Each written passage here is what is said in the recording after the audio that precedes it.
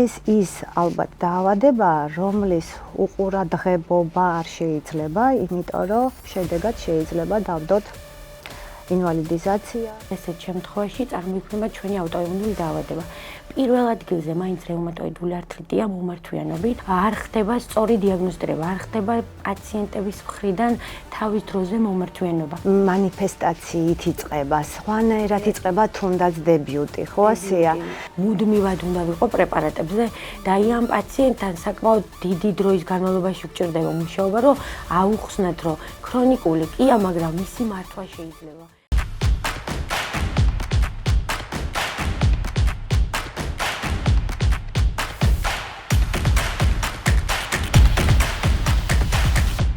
მოგესალმებით მეგობრებო, ეს არის პოდკასტი Doc Talk, მე ვარ ეკატერინე გვარიშვილი. 2024 წლის მონაცემებით ძალიან გავრცელებული გახდა აუტოიმუნური დაავადებები და მით უმეტეს ის დაავადებები, რომელიც რევმატოლოგიის სიაში შედის. ამ მონაცემების მიხედვით მეორე ადგილზე არის რევმატოიდული არტრიტი. ამიტომ დღეს გადავწყვიტე სტუდიაში მომეწვია ექიმი რევმატოლოგი, დავშალოთ ის მითები, რაც არსებობს ამ დაავადების და ამ სფეროს ირგვლივ და დავუსვათ კითხვები, რომელიც ჩვენ როგორც პაციენტებს, უბრალოდ როგორც მოსახლეობას მოგცემს გარკვეულ guidelines, რას მივაქციოთ ყურადღება, ვის მივმართოთ, რომ ჩვენი აქტიური ცხოვრება იყოს ხანგრძლივი და ჯანსაღი. ჩემთან დღეს სტუდიაში არის ექიმი რევმატოლოგი ანა წეროძე. გამარჯობა ანა. ჯობათ, მადლობას მოგახსენებთ მოწვევისთვის. მადლობა, რომ დამეთანხმე მოსვლაზე. ანა, მინდა დაგეკითხო, თუ რა არის საერთოდ რევმატოლოგია, რა ძირითად ჩივილებთან აქვს პაციენტებს კავშირი და ყველაზე მეტად მინდა, რომ აქცენტი გავაკეთოთ რევმატოიდულ არტრიტზე. იმიტომ რომ უყურე ძალიან დიდი სტიგმა არსებობს და ესეთი მითი, რომ რევმატოიდული არტრიტი ბებოების დაავადებაა და მე არ შემეხება, აი ესეთი შეგრძნებით ვცხოვრობთ ხოლმე. მაგრამ ცხადია, რომ როგორც ყველა ნოზოლოგია, ამავდროულად რევმატოიდული დაავადებებიც და კერძოდ რევმატოიდული არტრიტიც ძალიან გაახალგაზრდებული. და ეს ის ალბათ დაავადებაა, რომლის უყურადღებობა არ შეიძლება, იმიტომ რომ შედეგად შეიძლება დავდოთ ინვალიდიზაცია, ცხოვრების უხარისხობა და ასე შემდეგ. აი ახლა მოგიხაზე, რა მინდა რომ გავიგონო და ალბათ მე ვფიქრობ, რომ ჩვენს მაყურებლებსაც აინტერესებს. პირველად მინდა აღვნიშნო, რომ უშუალოდ რევმატოლოგია ეს არის მედიცინის ის დარგი, რომელიც ძირითადად სწავლობს სახსრების, მყესების, ძვლების დაავადებას, როგორც თქვენ აღნიშნეთ, 21 საუკუნეში პირველ ადგილზე მაინც აუტოიმუნური დაავადება, რო ახსნათ რა არის აუტოიმუნური დაავადება, როცა საკუთარი უჯრედი ვერ ცნობს მის გვერდით ყოფ უჯრედს, ანუ აღიქვამს უცხოდ და აი ასეთ შემთხვევაში წარმოიქმნება ჩვენი აუტოიმუნური დაავადება. პირველ ადგილზე მაინც რეუმატოიდული ართრიტია მომართვიანობით და რაც თქვენ აღნიშნეთ, ეგრეთ წოდებული ბებოების დაავადება უკვე აღარ არის ხანდაზმულ ასაკში, იმიტომ რომ უკვე ხდება გარკვეულად ახალგაზრდებშიც, ალბათ განპირობებულია ჩვენი ცხოვრების რეჟიმიდან გამომდინარე, ამდენი ვირუსიდან გამომდინარე, ესე ინფექციური ფაქტორებიდან გამომდინარე, ან კიდევ შეგვიძლია ვთქვათ, რომ უფრო გაახალგაზრდავდა, იმიტომ რომ დიაგნოსტიკის მეთოდებიც უფრო დაიხვეწა და ამ დიაგნოსტიკური მეთოდების მიხედვით უფრო ადრეულ პერიოდში ხდება აღნიშნული დაავადების დიაგნოსტირება. რაც შეეხება მომართვიანობით, მაინც პირველ ადგილზე რევმატოიდული არტრიტთან ერთად სისტემური დაავადებებიდან გლურად წამოვიდა სკლეროდერმიაც. მე მახსოვს ჩემი პრაქტიკის პირველ პერიოდში რამოდენიმე სკლეროდერმია თუ მინახავს, ეხა მაგალითად ათეულობით ვხედავთ ხოლმე სკლეროდერმიას, არა მარტო ჩემს აღმოჩენილს, არამედ უკვე ჩვენთან გადმოსულს დინამიკაში. ამიტომაც ძალიან დიდ პრობლემას წარმოადგენს და ამ პრობლემის სწორი მართვაც უკვე პრობლემის სწორი მართვაც პრობლემაა, იმიტომ რომ არ ხდება სწორი დიაგნოსტირება, არ ხდება პაციენტების მხრიდან თავის დროზე მომართვიანობა. მაგალითად, ავიღოთ თქვათ ერთი кейსი. პაციენტი მყავდა დაახლოებით 2 წლის წინ 24 წლის ქალბატონი, რომელიც იძახის, რომ ტკივა მხოლოდ ხელის მტევნის წვრილი სახსრები. ოღონდ იმ კლასიკურ შემთხვევაში, რაც ახასიათებს რეუმატოიდულ ართრიტს, ასე მიმდევრობით არ ყვება. ზუსტად რო დავითვალე, მაქვს 11 ვიზიტი ამ ქალბატონთან ჩანიშნული პირველ 2 ვიზიტზე. არ მეგონა ნამდვილად რომ ეს იყო რეუმატოიდული ართრიტი, იმიტომ რომ იქ ვფიქრობდი რომ იყო მეორადად წასული ართრალგიური ხასიათის ტკივილი. შემდგომ ვიზიტებზე საკმარისი განათლება ჰქონდა ამ ქალბატონს, რომ ზუსტად ევლო იმ დროს როცა დამოსულიყო, ჯერ იყო ხელის მტევნის წვრილი სახსრების ტკივილი. დილის შებოჭილობა, რაც კლასიკურად რეუმატოიდულ ართრიტს ახასიათებს, არ ვლინდებოდა. ანუ მინდა აღვნიშნო, რომ მაყურებლებმაც კარგად გაიგოს, დილის შებოჭილობა ნიშნავს საწოლიდან ადგომისთანავე პირველი 30 წუთის განმავლობაში პაციენტს აღენიშნება ტკივილი. კლასიკურად ხელის მტევნის წვრილი სახსრებში, მუხლის სახსრებში, ორივე კოწვების სახსრებში და ესე ჟარგონულად რო ვთქვათ, პაციენტები გვეუბნებიან, კაი გალახული ვდგებით დილით საწოლიდან და შემდგომ 30 წუთის შემდეგ წამლის მიღების გარეშე აღნიშნული ჩივილები გადადის. პირველ ეტაპზე ეს ქალბატონი ამას არ ყვებოდა. ჩვეულებრივად არასტეროიდი არ დამინიშნავს, ზუსტად მახსოვს, დაიწყო თვითონ კოლაგენების და ჰიალურონების მიღება, გასტანა დაახლოებით 8 თვე, იმიტომ რომ აქტიური ცხოვრების წესით ცხოვრობს, ჯანსაღად იკვებება, მაგრამ 8 თვის შემდეგ მოდის ხელის მტევნის პროქსიმალური, ანუ ფალანგის შეშვებით. რაც იყო პირველი სიგნალი რეუმატოიდული ართრიტის, მაგრამ რატომაც არ ვადანაშაულებ საკუთარ თავს, პირველ ეტაპზე, როგორც კი ესეთ პერიოდში მოვიდა, თან იყო ახალნამშობიარები ეს ქალბატონი, მაინც რო არ გამომპარვოდა ავტოიმუნური დაავადება, პირველ ეტაპზე იმუნოლოგიური კვლევა ჩაიშალა. შემდგომ 8 თვის მერე ისევ ჩაიშალა ეს იმუნოლოგიური კვლევა და მახსოვს მეოთხე ვიზიტზე უკვე რომ წამოვიდა ამ ქალბატონთან თვალის პრობლემები. ჩაიშალას მაბადიერ, ჩაიშალას რას გულისხმობ? რას გულისხმობ, ნახეთ, რუტინულად მხოლოდ ანთებითი მარკერები, ცერეაქტიული სისხლის საერთო რეუმატოიდული ფაქტორი არაჩვენებდა. იქ არის მაგალითად რეუმატოიდული ართრიტში 99%-ში ანტი-CCP, რო გავმარტოთ ციკლური ციტრულინების საწინააღმდეგო ანტისხეული, გვიჩვენებს რეუმატოიდული ართრიტის არსებობას, მაგრამ არა ხშირად. იქვე კიდევ არის ანტინუკლეარული ფაქტორი, რომლის ჩაშიფრვაში არის ანალია პანელი, რომლითაც უნდა განვასხვაოთ, რომელ სისტემურ დაავადებასთან გვაქვს საქმე, მაგრამ მხოლოდ დიაგნოსტიკური მეთოდები ამ შემთხვევაში არ გვეხმარება. არის შემთხვევები, როცა მხოლოდ დიაგნოსტიკური მარკერებით ხვდებით და კლინიკური გამოვლინება არ არის. მაგრამ აი ამ გოგოსთან პირველი სიგნალი მახსოვს იყო პროქსიმალური ფალანგთა შუა სახსარი, შემდგომ თვალის პრობლემები წამოვიდა, ოღონდ დასმული იყო დიაგნოზი ალერგიული კონjunktივიტი. ესე იმკურნალა, დაახლოებით 6-7 თვის მერე ეს გოგო მიდის საზღვარგარეთ, იქაც ოფთალმოლოგის მიერ ისმევა ის აღნიშნული დიაგნოზი, რომ ალერგიული კონjunktივიტი, შემდგომ დაახლოებით 1 წლის ვადაში მოდის და უკვე დაისვა უვეიტის დიაგნოზი. უვეიტის დიაგნოზი პროქსიმალური ფალანგთა შუა სახსრის, ანუ ეგრეთ წოდებული შეშვებით, უკვე ჩაიშიფრა ერთ-ერთი ანტინუკლეარული ფაქტორის ერთ-ერთი გაჯერება. ანუ გულისხმობთ იმუნოფლურესცენცია ქვია, ხარისხობრივი დათვლა და არა რაოდენობრივი.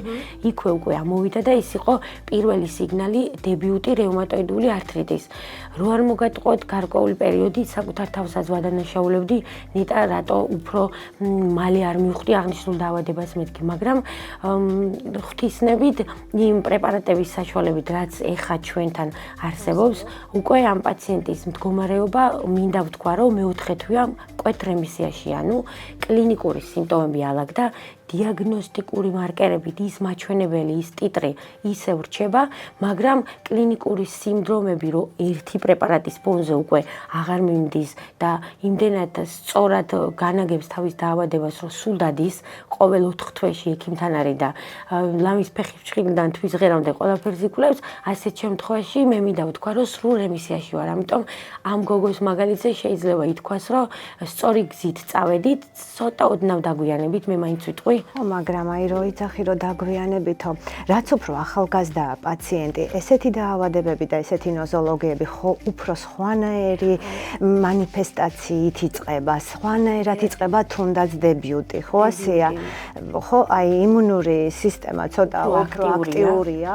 რა თქმა უნდა და აქ შესაძლოა საერთოდ ზოგადად აუტოიმუნური დაავადებები ცოტა ისე ქამელეონები არიან ხო ასეა რომ შეიძლება კლინიკას სულ სხვანაირად წავიდეს და კლინიკა გაძლევდეს სხვა მონაცემებს და ლაბორატორიული კვლევები კიდე რაღაც პერიოდი არ გაძლევდეს იმ მაჩვენებლებს ხო? დიახ, ზუსტად ესე იყო ამ გოგოსთან დაკავშირებით, მაგრამ შეიძლებოდა თავიდანვე ცოტა სხვა აზრითაც წავსულიყავი, მაგრამ ბოლოს მაინც დაისვა დიაგნოზი იმიტომ რომ დეფორმაცია, ანუ ბიოლოგიური თერაპია ეს ერთ-ერთი არის რეუმატოლოგიური ართრიტის და ნებისმიერი აუტოიმუნურის მასში მართვაში, რაც ბოლო 10 წელიწადის განმავლობაში მნიშვნელოვნად შეცვალა თვითონ ხედვა ამ რეუმატოიდულ პრობლემებთან დაკავშირებით, მაგრამ ძალიან ბევრი პაციენტი მოგვართავს და გვეუბნება, ხო არის ბიოლოგიური თერაპია, აღნიშნულს კომპიუტერიდან, ანუ Google-დან კითხულობენ, რომ პირდაპირ ამ თერაპიაზე რატო არ დამსვით და ანუ ბევრი მოგვართავს, რომ თქვენთან ხო ვიყავი 1 წლის წინ, ხო დამისვით აღნიშნული დიაგნოზი, რატო არ დამსვით ეგრევე ბიოლოგიურ თერაპიაზე. მინდა ვთქვა მაყურებლის გასაგონად, რომ პირდაპირ ბიოლოგიურ თერაპიაზე დასმა ისე მარტივი არ არის. ბიოლოგიურ თერაპიაზე ისმევა პაციენტი ისეთ შემთხვევაში კლასიკურად, როცა აღნიშნული ის ოქროს პრეპარატები, რაც ჩვენთან არსებობს, ანუ მთლიანად რეუმატოლოგიაში ბაზისური პრეპარატები არ მოქმედებს, ან მოქმედებს კივილს ანუ უყუჩებს, მაგრამ ჩვენ ვხედავთ, რომ დიაგნოსტიკურად მდგომარეობა ან წვავდება, ან იგივე რჩება, ან აუტანლობა ამ გარკვეული პრეპარატების მიმართ. პირდაპირ ესეთ ბიოლოგიურ პრეპარატებზე პაციენტების დასმა არ ხდება, იმიტომ რომ უნდა გავითვალისწინოთ, რომ ძალიან ბევრი გვერდითი ეფექტია. და ამ გვერდით ეფექტამდე სანამ მივალთ ჩვენი მოსახლეობის შემთხვევაში ცოტათი ეკონომიურ მდგომარეობასთანაც უნდა გავითვალისწინოთ, თუმცა მე იმას ვამბობ, რომ ექიმი ვალდებულია ნებისმიერი ინფორმაცია მიაწოდოს პაციენტს, არ უნდა უყუროს მის ეკონომიურ მდგომარეობას, იმიტომ რომ ისე უნდა ვუმკურნალოთ, როგორც გვინდა რომ ჩვენ გვიმკურნალონ, ანუ ასეთ შემთხვევაში ეს აზრიც უნდა გავითვალისწინოთ, მაგრამ ამ ეტაპზე მე ვფიქრობ, ჩემს დარგში რეუმატოლოგიაში აჭარის მოსახლეობას ძალიან კარგად აქვს საქმე, იმიტომ რომ ჩვენ შემთხვევაში საქართველოში რეგისტრირებული ბიოლოგიური პრეპარატი, რაც ექიმს სჭირდება, ფინანსდება და ესეც ძალიან გასათვალისწინებელია. ნამდვილად. აჭარის მოსახლეობას. ან აი ბიოლოგიური თერაპია ახსენე და უყურე რა მახსენდება დაახლოებით ალბათ 10-15 წლის უკან სტილი მართვის ამ პაციენტების იყო სულ სხვა პროტოკოლები იყო, ასე დავარქმევდი, ხო? და რა თქმა უნდა, შედეგიანობაც სულ სხვა იყო. ხალხს და პაციენტს რო ესმის თავისი დიაგნოზი, იგივე მიუბრუნდებია რევმატოიდულ ართრიტს. რაღაც განაჩენივით ესმით ეს ყველაფერი, ხო?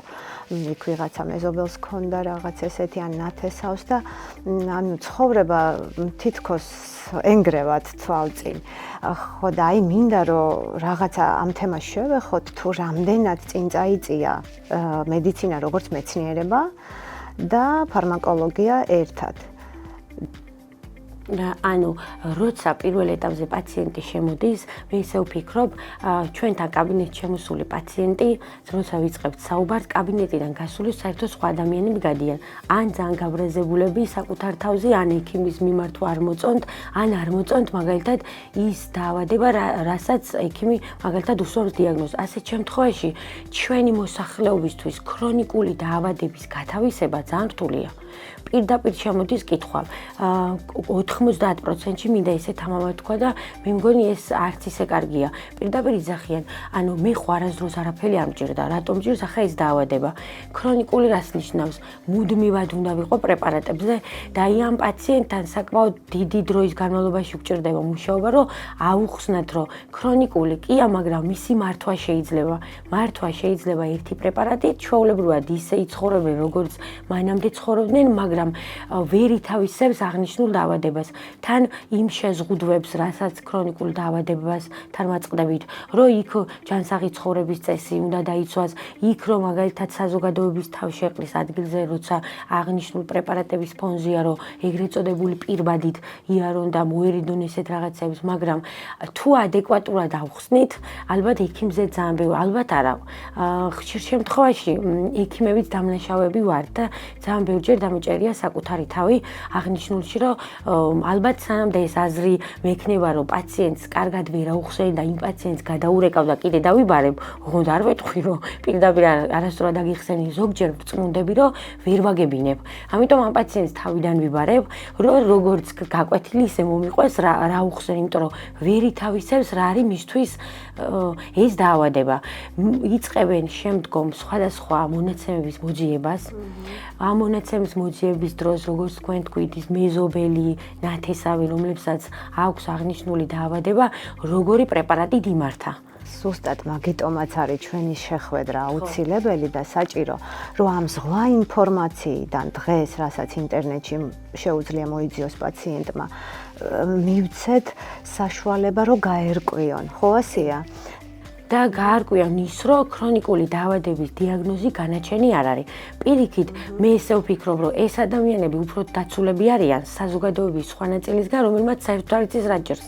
იმიტომ რომ ამ პაციენტებმა უკვე იციან, როგორ უნდა მართონ და სხვათა შორის, აი მაგალითად, როცა ჩვენთან პაციენტი მოდის, რამოდენიმეჯერ შევსწრები ვარ, იგივე დიაგნოზი თუ აქვს დასმული, ისე კარგად უხსნის თვითონ ლოდინის პერიოდში, ისე კარგად უხსნის სხვა პაციენტს, რომ როგორ უნდა იცხოვროს, როგორ დაარიგა ექიმა, რა შეზღუდვები ქონდა პირველად, როგორ არ დაუჯერა ექიმს და მე როგორ აღმოჩნდა ის გარკვეული ნიშნები, რომ შემდგომ უფრო გაუარესდა და ეს ჩემი აზრით ალბათ მკურნალობის 99%-ს ნიშნავს, როცა პაციენტი ითავისებს და ჩემი აზრით მხოლოდ პაციენტი არა, პაციენტის ირგული მყოფი. ხო, ამაშია საქმე, რომ იცი რა, ექიმი და პაციენტი, როდესაც იწყებენ როცა საუბარი მიდის საერთოდ ქრონიკულ დაავადებაზე, ყველაზე დიდი პარტნიორები უნდა გახდნენ.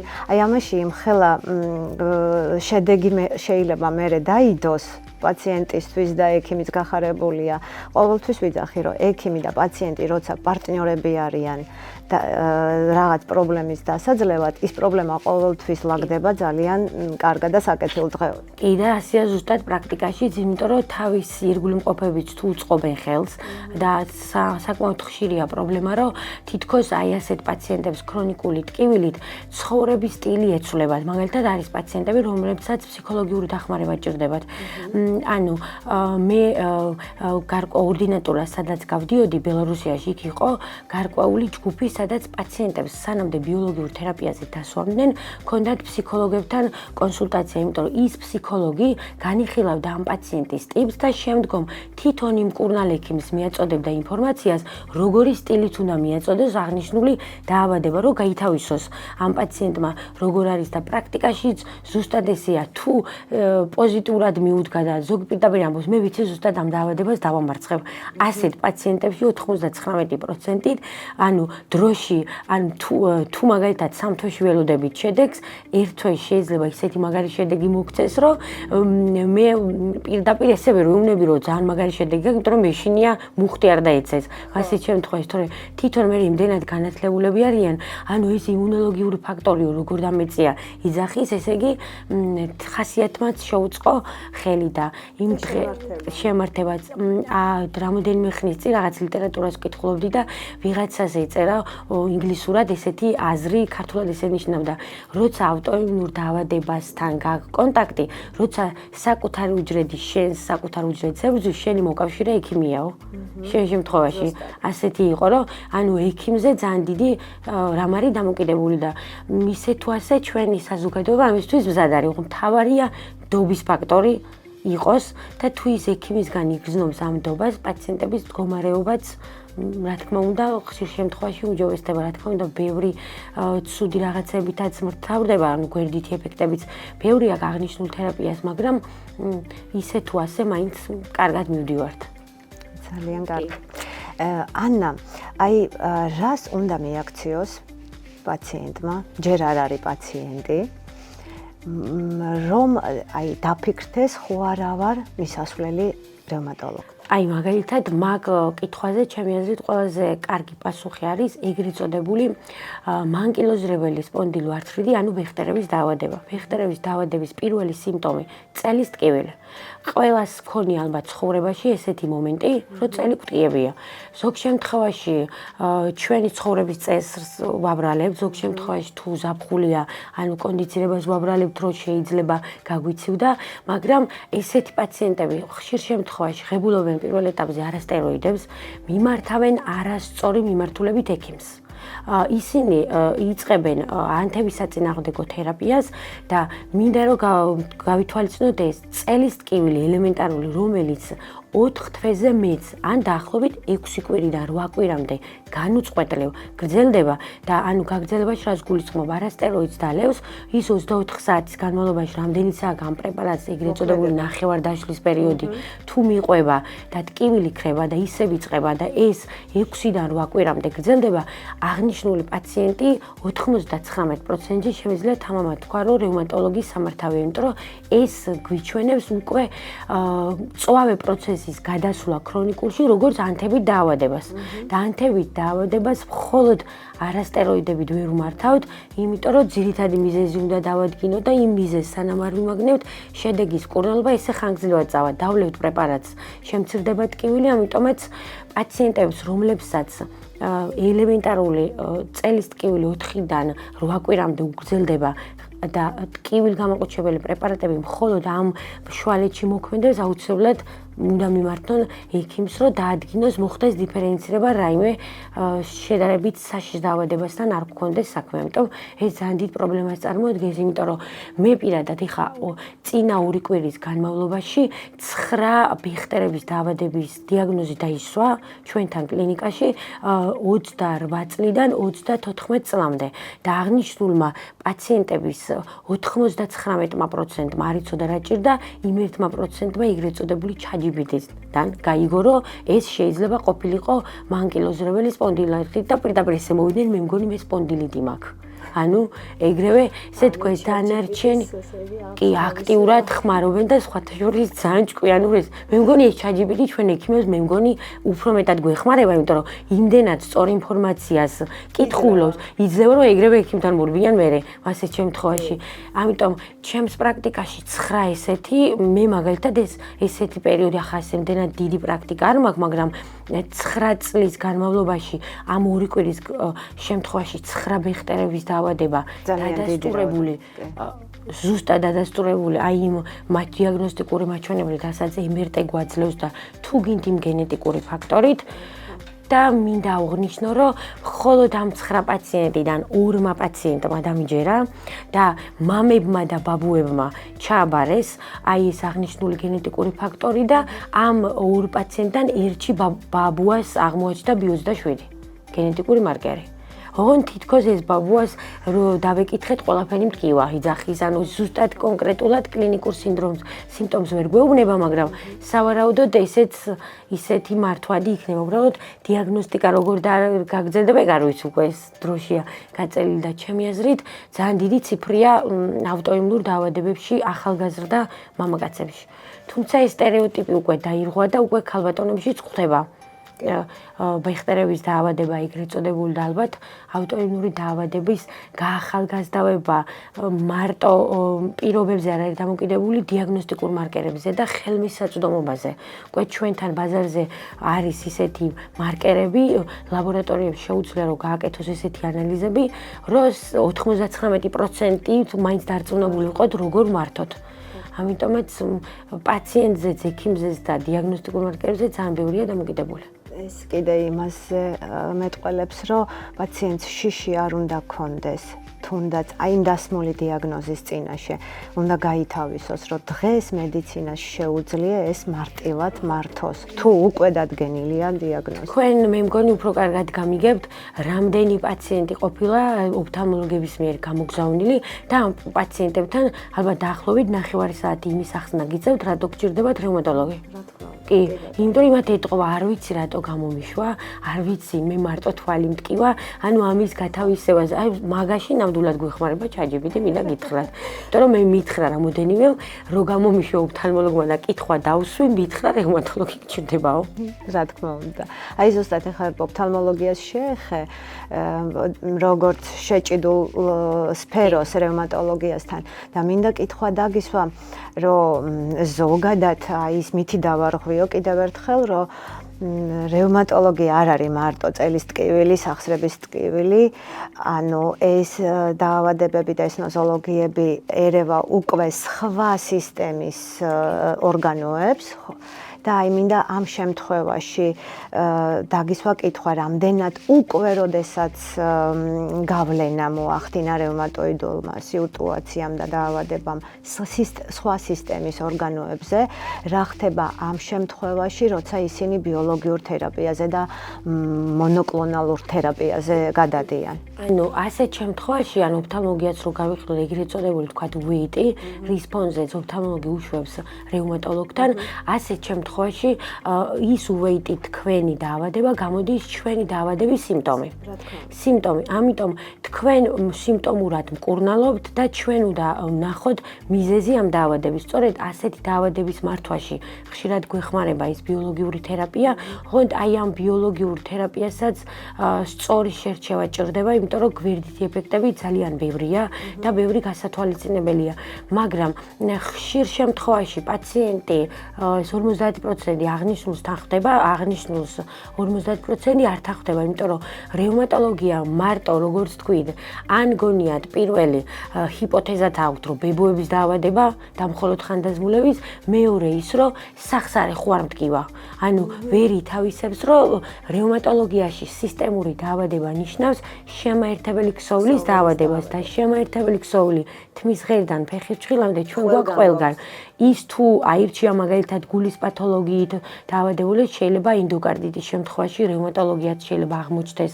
ასეთ შემთხვევაში არის მაგალითად პლევრიტებიც, პლევრის ღრუს ანთებებიც მილიონი გადატანილი ორჯერადი, სამჯერადი პერიკარდიტი, როცა აღნიშნულ შემთხვევაში კარდიოლოგიც გვიგზავნის პაციენტს, რომ ძირითადი მიზეზი დავადგინოთ და ალბათ მაინც დიაგნოსტიკაზე ძალიან დიდი მნიშვნელობა აქვს და ბიოლოგიური თერაპიის მართვაში პირდაპირ როგორც კი იწყებ ამასთან საუბარს, ძალიან ხშირ შემთხვევაში პირდაპირ არ თანხდება პაციენტი. გეუბნება მე ამ წამალს არ გავიკეთებ.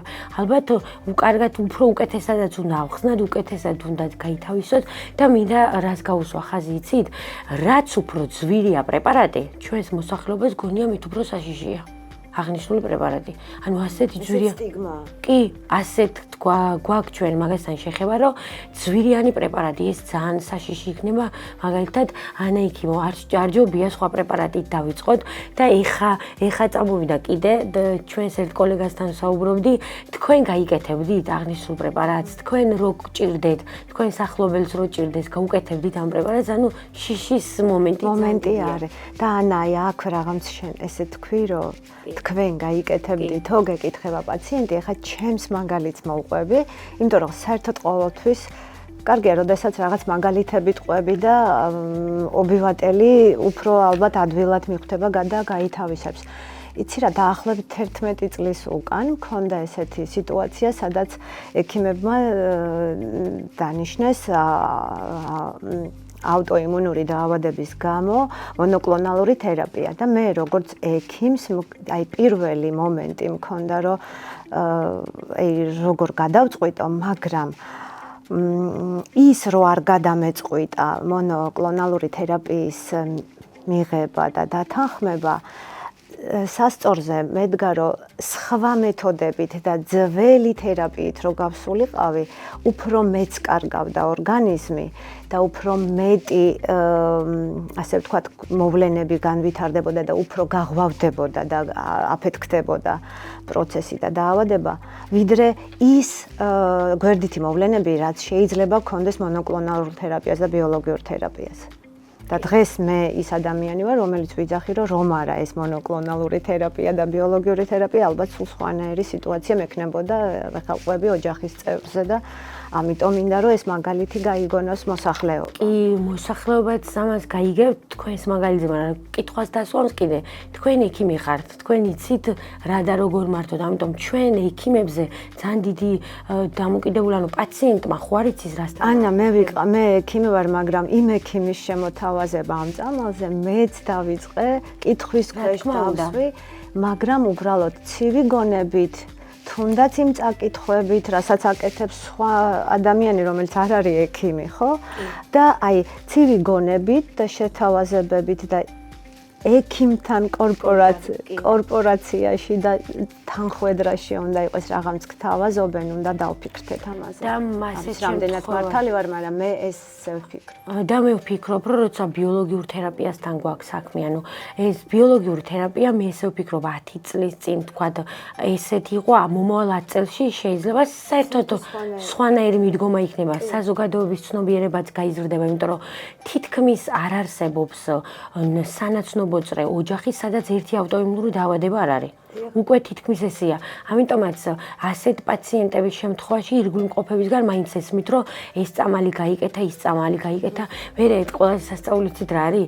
თქვენ რო დამინიშნეთ ეგ პრეპარატი, ჩემი ახლობელი ტოლბილად ჩაბარდა საზღვარგარეთ და ზუსტად ის პრეპარატი უთხრეს. ესე იგი თქვენთან ყოფილა ეს პრეპარატი, ხვდებით რაზეც ვაუბრობ, ანუ იქ ეგრევე დათანხმდნენ აღნიშნულ თერაპიაზე, იმიტომ რომ ამ დროს პაციენტის აზრიც უნდა გაითვალისწინო, იმიტომ რომ პრაქტიკა იქ უფრო ბევრი აქვთ, იქ მე უკვე მაჩვენეს ის პაციენტები, ვინც გამოჯამრთელდა, ანუ ასეთ პაციენტს ვერ შეეწინააღმდეგე, იმიტომ რომ ის თავის მხრივ მართალია.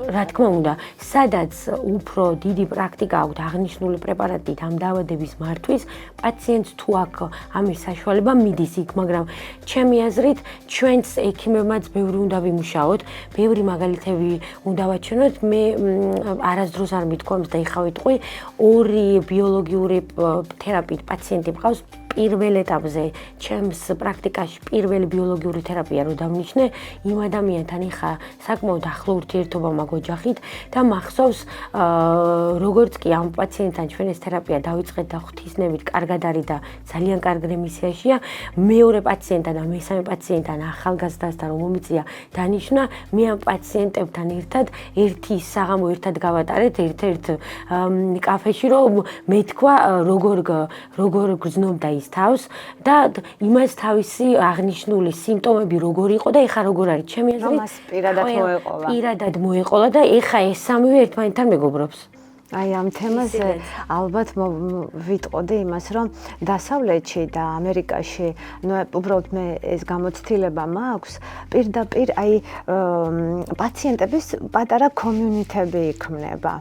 ერთმანეთის შეძახილი მაგალითი რომ დაინახონ, რომ აი მე ეს გზა გავიარე და ვფიქრობ, რომ ძალიან კარგი რაღაცაა იმისათვის, რომ მეტი შემართებით იყოს ის პაციენტი, რომელსაც არ ჯერა რომ რას მინიშნავენ, ან რატომ მინიშნავენ და შენი ეს ნაბიჯი და მოქმედება ძალიან მომეწონა, ხოჭა. პირველად მხოლოდ იმ ადამიანმა იცოდა, ვისთანაც პირველი ბიოლოგიური თერაპია იყო და დანარჩენ შემთხვევაში, როგორც კი დავასრულეთ საუბარი, მე ვთქვი, რატომაც შევკრიბე ყველა, იმიტომ რომ შენც არტრიტი გაქვს, ესეთი საუბრები წავიდა და ეხა სამივე ბიოლოგიურ პრეპარატზეა და მართავთ კარგად და მათი ურთიერთობაც საერთოდ სხვანაირი წამოვიდა. და არ აქვს არანაირი ინვალიდიზაციის და რაღაც შეზღუდულობის. უნარო არ არის, ანუ ეს მაინც ყველა პაციენტი ინდივიდუალურია, ვიღაცასთან ნაკლებად მოქმედებს, ვიღაცასთან უფრო კარგად მოქმედებს, მაგრამ ჩემი აზრით, მე პირადად ვიძახი, რომ დამესვან ავტოიმუნური დაავადების დიაგნოზი, მედიცინა თუ გაძლევს იმის უფლებას და საშუალებას, რომ ახალი ტენდენციები წამოვიდეს, ძველს რატომ უნდა მიუბრუნდე? თუ შეგიძლია, ბევრი რისკ ფაქტორებიც არის, მაგრამ ალბათ ცხოვრებაშიც რაღაც უნდა გარისკო. ასეთ შემთხვევაში, როცა იცი, რომ უკეთესი მომავალი გელოდება შენი ჯანმრთელობის ხრივ, იმიტომ რომ მაინც პირველ ეტაპზე ჯანმრთელობა და მერე მოდის კიდე სხვა რაღაცეები. კი, აბსოლუტურად გეთანხმებ. მადლობა ანა. ძალიან საინტერესო საუბარი იყო. მე იმედი მაქვს, რომ ჩვენმა მაყურებელმა ბევრი რამ მიხვდა ჩვენი შეხვედრით და საერთოდ ნებისმიერ დროს დოკ-თოქის მიზანი ის არის მოსახლეობას მივცეთ ინფორმაცია, მივცეთ რაღაც გზები, რომლის მეშვეობითაც შეუძლიათ თავისი დაავადებების პრობლემები გადაწყვეტა. დიდი მადლობა. მადლობა თქვენ. მეგობრებო, ძალიან დიდი იმედი მაქვს, რომ რაღაცაში დაგეხმარეთ და საინტერესო იყო ჩვენი შეხვედრა დღევანდელი. ამიტომ მე გემშვიდობებით და თავს გაუფრთხილდით. ბედნიერად.